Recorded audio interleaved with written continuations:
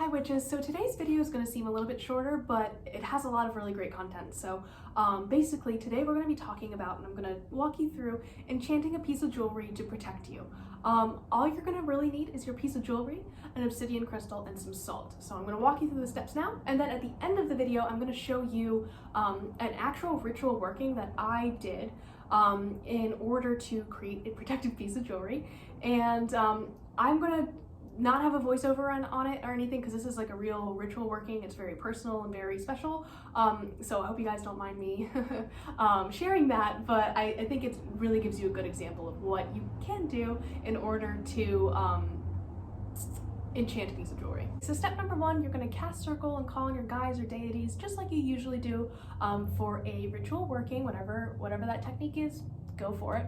And then you are going to take your piece of obsidian and place it on your altar and surround it with a ring of salt. This can be regular salt, it can be sea salt, whatever.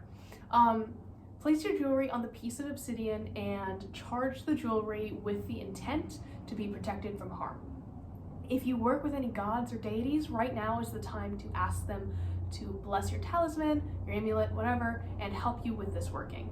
I recommend giving them an offering as well, you know, just kind of work with them like that. And I'm going to show you the clip of what I did. And if you have any questions, leave them down below. Otherwise, I'll see you guys tomorrow.